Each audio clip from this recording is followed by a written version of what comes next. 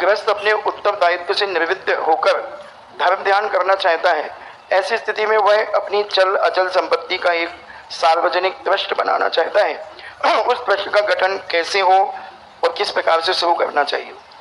प्रायः जितने हमने व्यक्तिगत ट्रस्ट देखे, आगे आने वाले आप लोगों के बच्चे उसका दुरुपयोग करते हैं, उनके परिणाम अच्छे नहीं होते।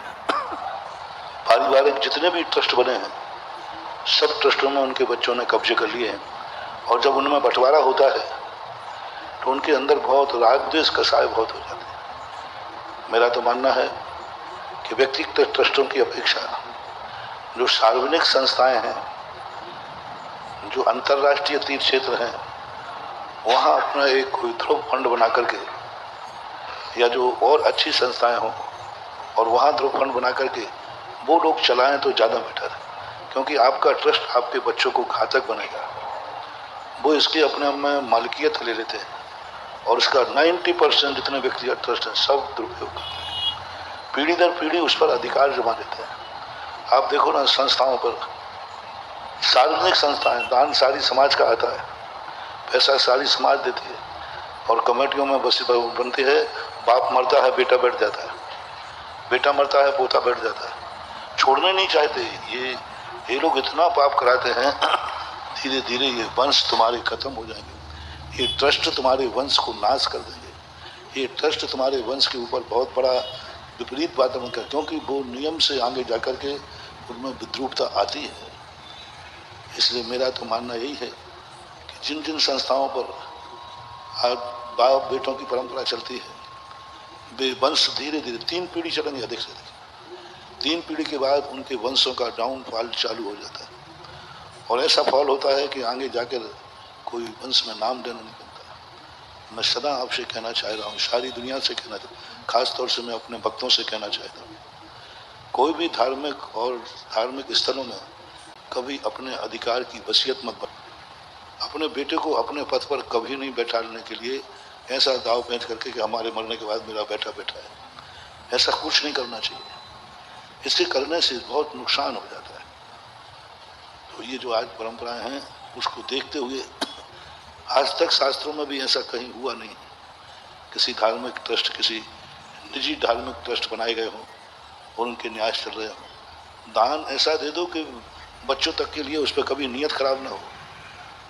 उनके पूर्वजों ने एक बार एक स्थान पे सैकड़ों बीघा जमीन दी उनके पूर्वजों ने दान में। बाद में उनके बच्चों का ट्रस्ट बना दिया, सब बना दिया, बच्चों की नीयत खराब हो गई, उस संपत्ति में बंटवारा करने लगे। मैं जब वहाँ पहुँचा तो मैंने जब खोजा, देखा, मैं दंग रह गया। वसीयतनामा निकाला तो वसीयतनामा ऐसा भयंकर लिखा था कि यदि बच्चे मेरी इस संपत्ति पर नीयत खराब करेंगे तो वे मेरी आत्मा को दुख पहुँचाएंगे, बर्बाद हो जाता है। धर्म दान दो, इस हाथ दीजिए साथ दीजिए, मत अपनी जिंदगी बर्बाद करो अपने मोह में। आपकी जो संपत्ति है, मंदिर में स्थायी कोई चीज बनवा दो, बस कोई लेना एक न देना दो, और अपने बनाई हुई चीज के अपने बच्चों को कोई ट्रस्टी मस्टी बना के मत जाना, और बन भी जाए तो ऐसा मत बनना कि पीढ़ी दर पीढ़ी बने। धार्मिक संस्थाओं को, सामाजिक संस्थाओं को खुले चौराहे पर रखे रहना दो, जो चाहे चलाए, जो चाहे चलाए, हमारे लिए तो समाज कहेगी तो कर लेंगे।